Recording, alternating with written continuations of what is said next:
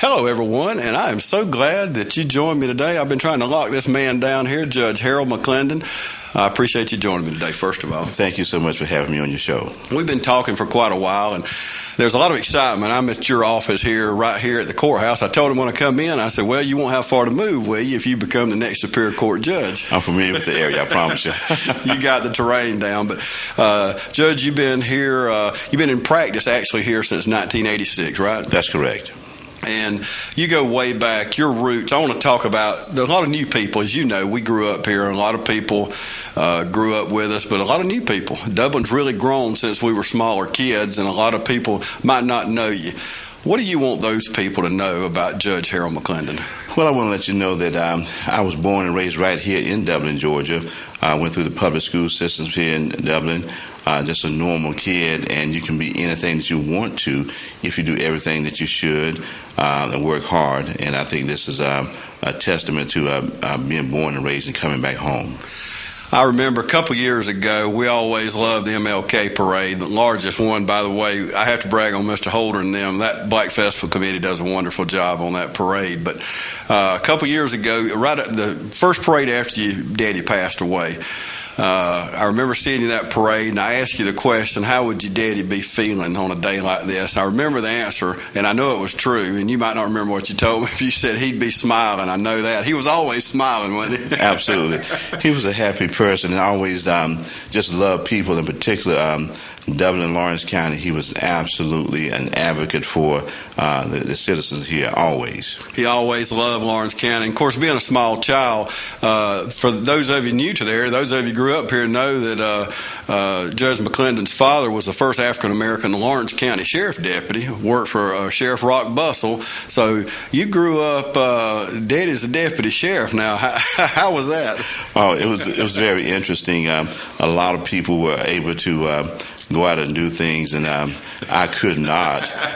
The entire community had his eyes on me. I remember very specifically going out and was out a little bit late, and he knew every place I had been because all of the deputies and police departments, I saw him this way it was, you know. Yeah, kind of like the preacher's son or daughter, isn't it? Exactly. Can't right. really get away with nothing. What is that?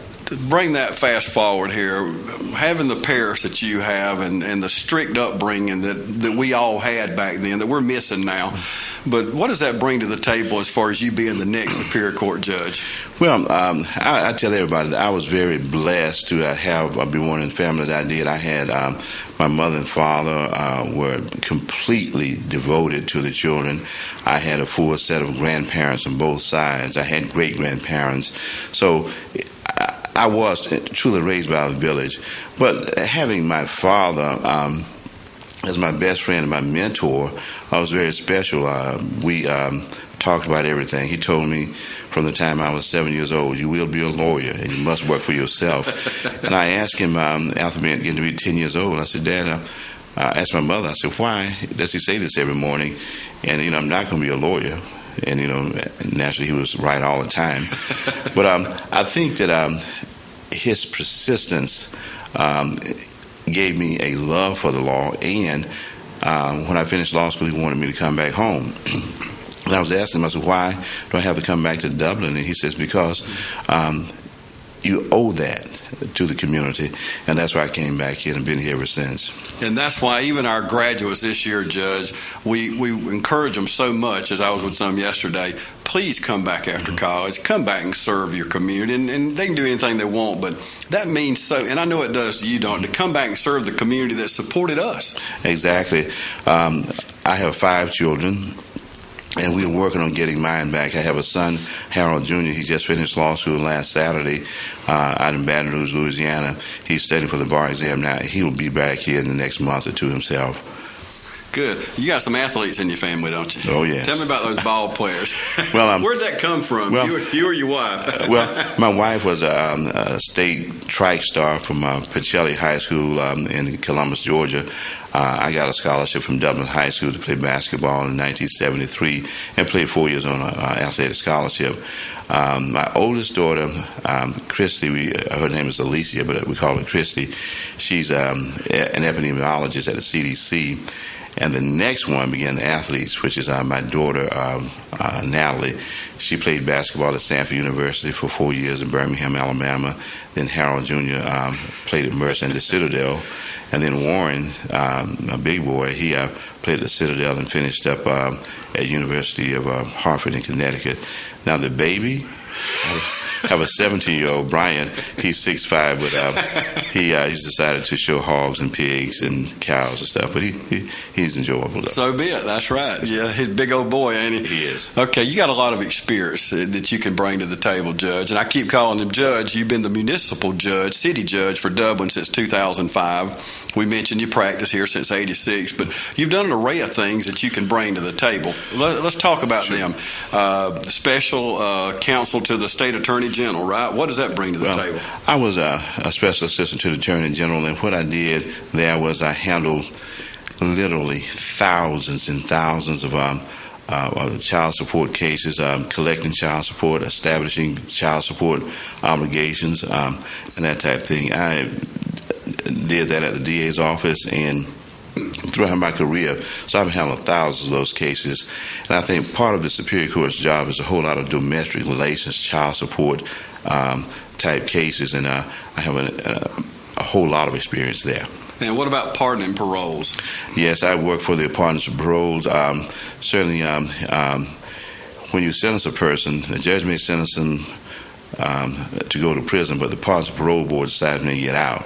I know the integral workings of the parole board, so when I sentence somebody, I have some idea as to how much time they actually serve, so it won't be actually a false sentence. Right. You know. Okay, and I know you was assistant DA here in this judicial circuit, right? That's correct. I worked for Mr. Beverly Hayes, and that's where I began my trial experience, and we tried a lot of cases with the DA's office, and when I left there, I became the public defender and have tried literally more cases than anybody actively practicing in the Dublin Judicial Circuit at this time. Wow. And juvenile court, I know you got experience there, right? That's right. I practiced in the juvenile courts as far as with the DA's office and as a private practitioner. But I was associate juvenile judge for a couple of years there and got a look-see at it from that position there, too. Okay, of course, probation office. You've been in that department. That's very important to be a judge, right? That's exactly right.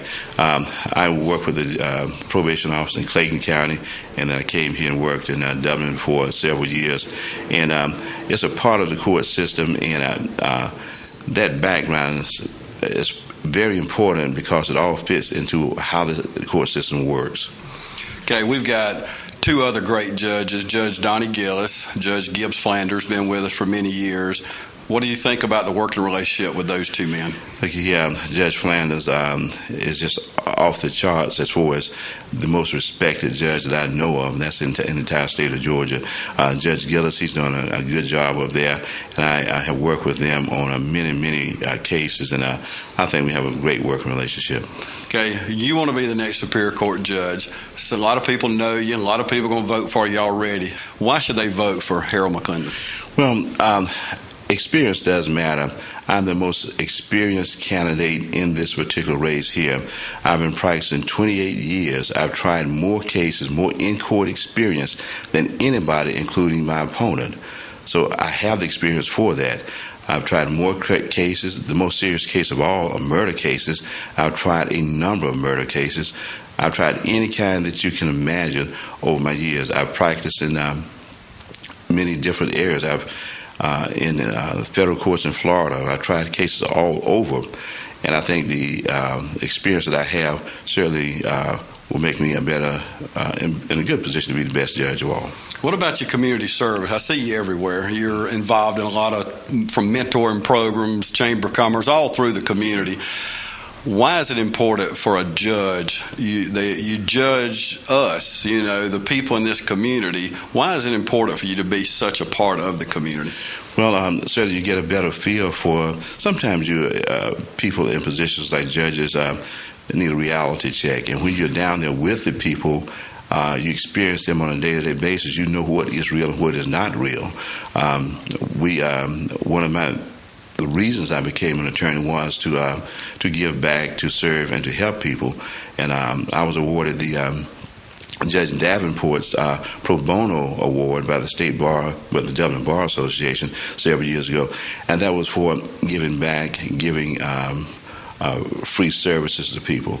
I coached the recreations. I think we won the first 2 state championships in the recreation basketball leagues, and it's just a pleasure for me to get out there. It's one of the most fun things I do is giving back in the community. Yeah, and we're only about 60 days away from this primary, so we need to make our mind up. If anybody, we can only ask so many questions here, and y'all are probably sitting there saying, James, please ask him this or that.